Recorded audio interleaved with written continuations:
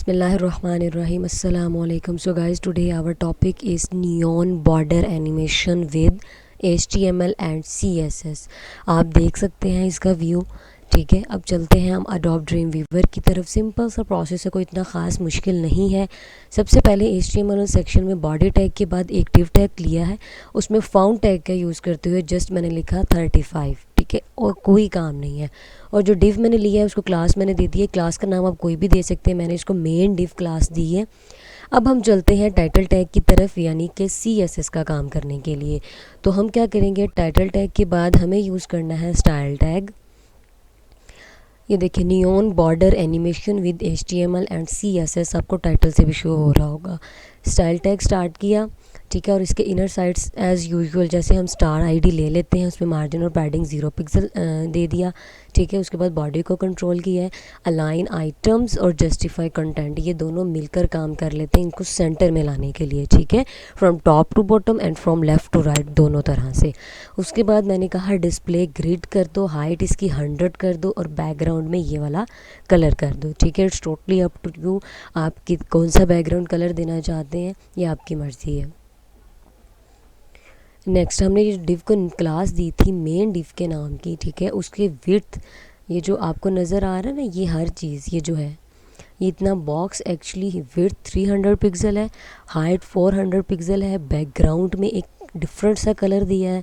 ठीक है, border radius उसको 20 पिक्सल मैंने ऐड किया, उसको सेंटर में किया दोनों तरह से. फिर इसमें भी डिस्प्ले ग्रिड की पोजीशन रिलेटिव कर दी. और ओवरफ्लो हिडन क्या काम करता है, लाइक अगर मैं सपोज इसको ख़त्म कर देती हूँ, कंट्रोल एस करते हैं, ये देखिए जैसे ही रिफ़्रेश किया ये हमारे पास इस तरह से है. ठीक है, इसका ओवरफ्लो जो है वो क्या करना है, हमें हिडन करना है. तो हमने क्या कर दिया था, ओवरफ्लो हिडन इसके अंदर ऐड किया था. कंट्रोल एस से सेव करते हैं, रिफ़्रेश, तो ये देखिए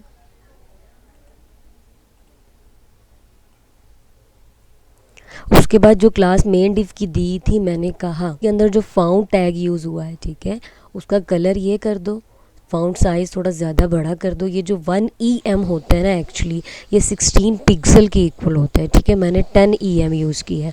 फाउंड वेट यानी कि इसको बोल्ड कर दो. और फैमिली यानी कि फाउंड फैमिली का मतलब क्या है, जिसका राइटिंग स्टाइल है. और Z-इंडेक्स यहाँ पे क्या काम करेगा, इसको ख़त्म कर देते हैं. जो आपका टेक्स्ट जो है नज़र आ रहा था ना 35, ये वाला वो चुप जाएगा. ठीक है, वो बैक पे चला गया. उसको फ्रंट पे लाने के लिए हमें यूज़ करना पड़ता है Ctrl-Z. ठीक हो गया है, रिफ़्रेश किया तो ये देखें एज़ यूजुअल जैसे हम इस तरह के काम करते हैं उसमें बिफ़ोर एंड आफ्टर लाजमी यूज़ होता है. ठीक है, और बिफ़ोर में हमने कंटेंट, पोजीशन, विड्थ और हाइट, फिर टॉप और लेफ़्ट. ठीक है, जब विड्थ और हाइट दी है तो टॉप से वो 100% पे हो जाए. ठीक है, 100 पिक्सल पे, और लेफ़्ट से इतने पिक्सल पे. अगर सपोज़ मैं इन दोनों चीज़ों को रिमूव कर देती हूँ, ठीक है, सपोज़ ख़त्म किया, Ctrl-S किया, रिफ़्रेश किया, ये देखिए बॉर्डर हमारे पास. ठीक है, तो हमने किस तरह से कंट्रोल किया उसको, बिफ़ोर को इस तरह से. ठीक है, अब बैकग्राउंड माइनस ग्रेडियंट, आप इसमें बहुत से कलर ऐड कर सकते हैं जितना आपका दिल करे. ठीक है, लीनियर माइनस ग्रेडियंट में आप बहुत सारे कलर्स ऐड कर सकते हैं.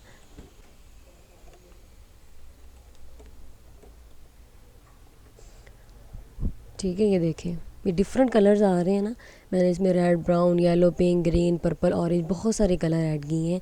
आप जितने ऐड करना चाहें वो कर सकते हैं. ठीक है, जैसे मैंने just red, brown and yellow का कम्बिनेशन किया है. ठीक है, साथ ये मैंने इसको रिफ़्रेश कर लेते हैं, ये देखें it's totally up to you, आप क्या करना चाहते हैं. इसमें एनिमेशन ऐड की है 5S की. अब इसको सपोज़ मैं लीनियर इन्फिनिट को ख़त्म कर देती हूँ. ठीक है, सपोज़ जस्ट ये ऐड किया है, सेव करते हैं, रिफ़्रेश करते हैं, ये देखें ये स्लो हो गई है ना थोड़ी सी.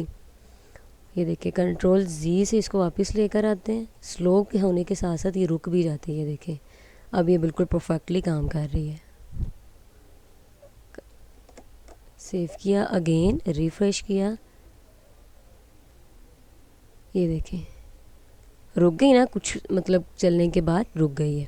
ठीक है, इसको दोबारा से अगेन चलाया है Ctrl-Z से, इसको वापस लेकर आ जाते हैं. इतना काम हो, होप सो आपको समझ आ गया होगा। नेक्स्ट हमारे पास है ये जो चीज़ है, ठीक है, की फ्रेम्स। ये अगर सपोज़ यहाँ से ख़त्म कर दिया जाए, ख़त्म किया, सेव किया, रिफ़्रेश किया,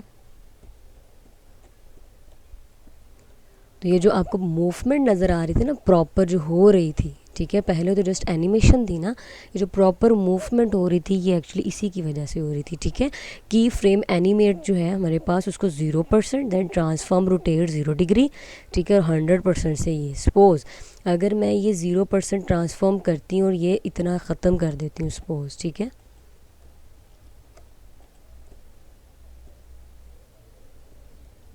काम नहीं ना कर रहा, कंट्रोल जी से इसको वापस लेकर आते हैं, सेव करते हैं, तो आपने इसको लाजमी, ठीक है, जो आपकी मूवमेंट है वो इसी से होगी, ट्रांसफॉर्मेशन, ठीक हो गया। देन हमने जो मेन डिव क्लास दी थी उसका आफ्टर ऐड कर दिया, ठीक है, वही, ठीक है, content, position, insert, background and border radius. Insert क्या काम करते हैं, 5 पिक्सल पे, ये देखें, ठीक है। अब कंट्रोल जी से इसको वापस लेकर आते हैं, सेव करते हैं, रिफ़्रेश करते हैं, तो ये सारी चीज़ें मिलकर क्या बना रही हैं, एक नियॉन बॉर्डर बना रही हैं। अगर आपको कभी फॉर्म पे या फिर किसी जगह पे इस तरह से बॉर्डर बनाना पड़े तो आप इस तरह से ये बना सकते हैं। बहुत इजी है, आसान है, मुश्किल नहीं है। होप सो आपको आज की वीडियो अच्छी लगी होगी। अगर अच्छी लगी है तो लाजमी लाइक करें और चैनल को लाजमी सब्सक्राइब करें। अल्लाह हाफिज़।